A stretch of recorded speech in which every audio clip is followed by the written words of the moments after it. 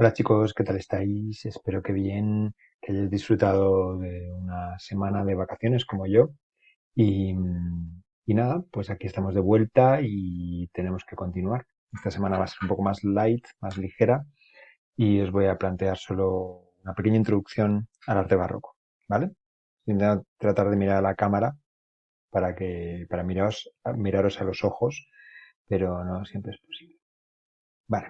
Mm, Bueno, pues vamos a hablar del barroco, del arte barroco. Ese es el último tema que vamos a tratar de historia, ¿vale?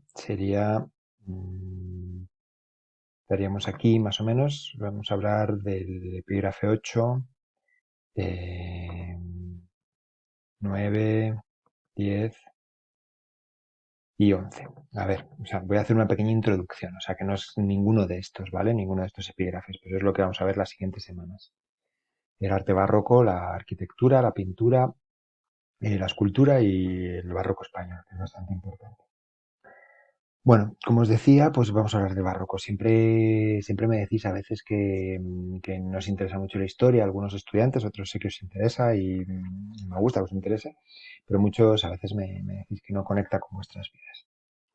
Yo, como siempre, pues os pido que abráis un poco vuestro corazón, vuestra mente y que penséis que vamos a hablar de cosas bonitas, de imágenes bonitas. Y no sé, ¿a quién no le gusta la belleza?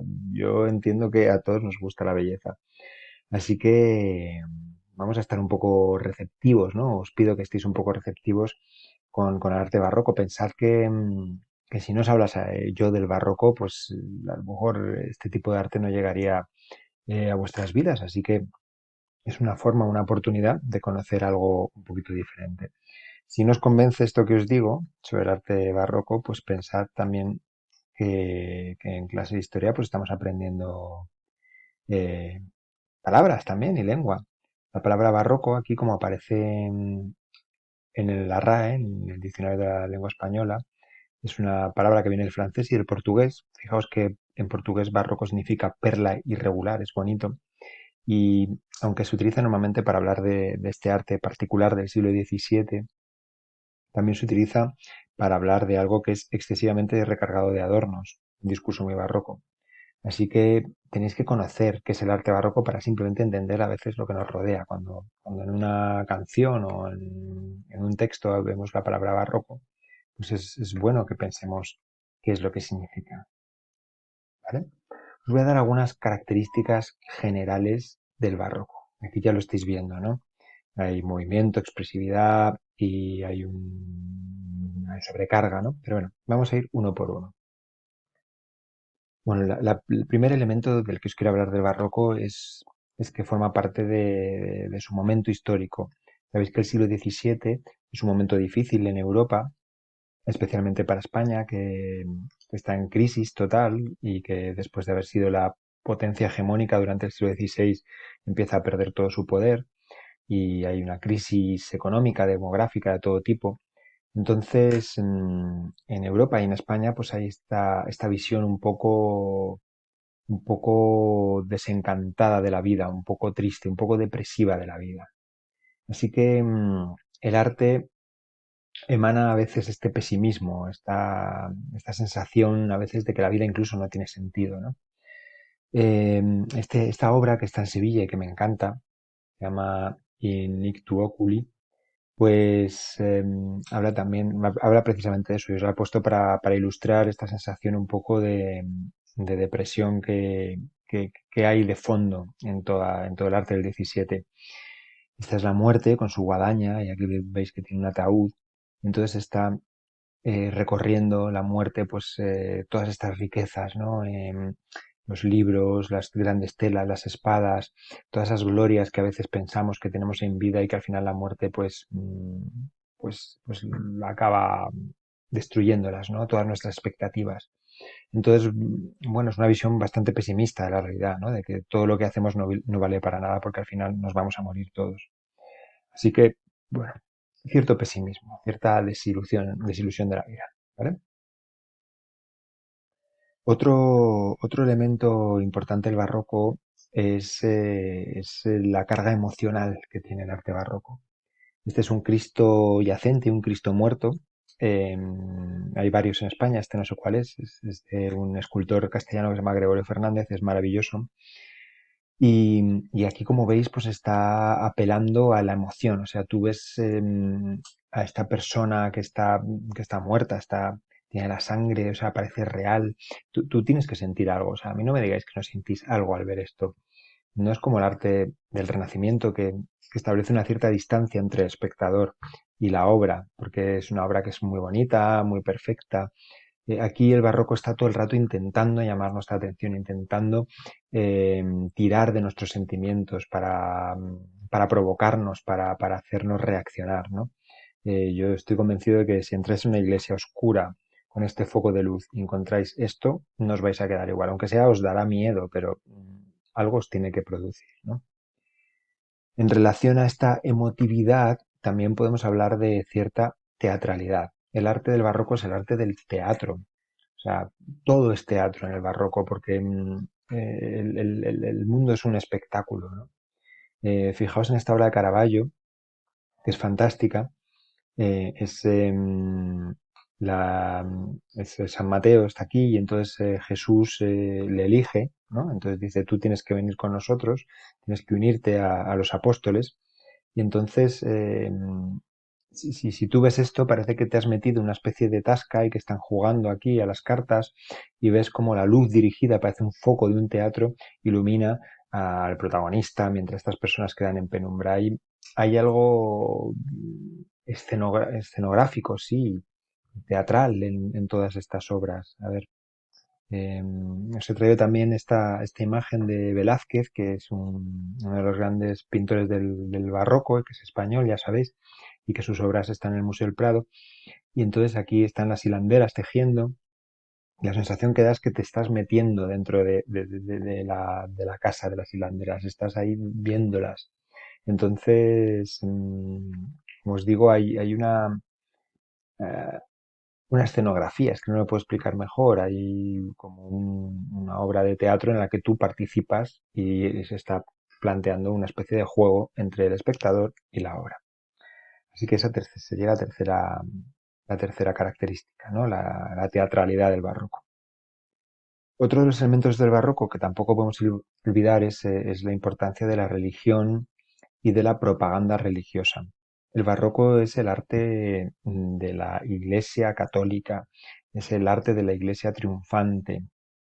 La Iglesia había sufrido mucho en el siglo XVI con todas estas disputas de Lutero, los calvinistas, con todas las guerras de religión. Y ahora, después del Concilio de Trento, se comienza a desarrollar este arte, el arte barroco, que intenta convencer al mundo de que la Iglesia pues sigue teniendo mucho poder y mucha vigencia, ¿no? La mayoría de los temas son religiosos y con ellos pues se ilustra pues todo lo que defiende la Iglesia Católica, los santos, que sabéis que los protestantes estaban en contra de los santos, los dogmas, que ya hablamos de esto, ¿no? Del bautismo, la extremaunción, bueno, todo lo que defendía la Iglesia Católica. Así que es un arte, como os digo, propagandístico. Esta imagen es la plaza de San Pedro en el Vaticano, es una plaza barroca y también esta calle se construyó en el siglo XVII y entonces pues aquí se está viendo pues la grandiosidad también de este arte propagandístico que, que busca emocionar a los fieles, que los fieles se acercan emocionados a la religión. Bueno, así que ya tenemos varias características del barroco. Otra característica, esta es puramente estilística, se refiere a cómo se hace el barroco, pues es la búsqueda del original, de lo extraño, de lo diferente, y eso a veces se plasma pues en la excentricidad, en la búsqueda de elementos diferentes, raros, como por ejemplo las líneas, ¿no? ¿Veis esta iglesia que está en el libro que se llama San Carlo alle Quattro Fontane, que está en Roma? Pues veis cómo está jugando con las líneas que salen, entran y crean un movimiento bastante interesante, ¿no? Veis que aquí esto es una curva cóncava y aquí, sin embargo, pues es convexo. Entonces, hay un juego, hay mucho movimiento, todo el rato está esta tensión. El arte barroco no es un arte para estar tranquilo viéndolo. Siempre hay tensión, emoción, movimiento. Esta iglesia es San Ivo de la Sapienza, que está en Roma también, y aunque sea muy pequeñito, podéis ver esta cúpula tan original que aquí otra vez está jugando con lo cóncavo y lo convexo, y que es una cúpula realmente impresionante, ¿no? Eh, También veis aquí pues el uso de las diagonales, como en este cuadro de Caravaggio, que, que veis que hay una diagonal. En el Renacimiento nunca habría habido una diagonal. El arte renacentista es más recto, más central, más tranquilo. Aquí siempre están recurriendo, pues eso, a zigzags, a diagonales. Cuando hablo de líneas diagonales o en zigzag, os pido que veáis la composición de la obra. Si vosotros veis todo a lo lejos como si fueran colores, está claro que aquí hay una mancha oscura y aquí hay una línea que está marcando esta cabeza, que está marcando estas piernas, que está marcando la cabeza de San Pablo, de San Pedro, este brazo, ¿no? Aquí hay una diagonal y aquí hay otra en realidad, si os fijáis. Entonces, tenéis que fijaros un poco en este tipo de líneas para ver las composiciones de las obras. Poco a poco lo iréis viendo, no os preocupéis.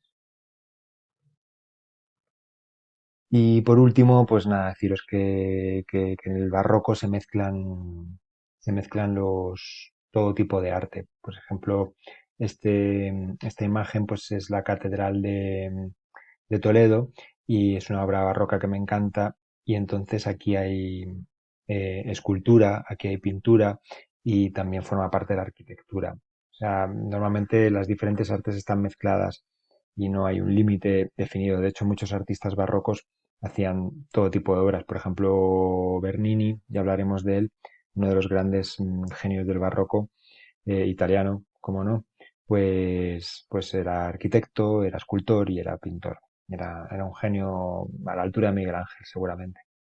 Bueno, pues 12 minutos y pensaba que iba a ser más breve, pero bueno, es bastante fácil. Haced las actividades y nos vemos el próximo día. Chao.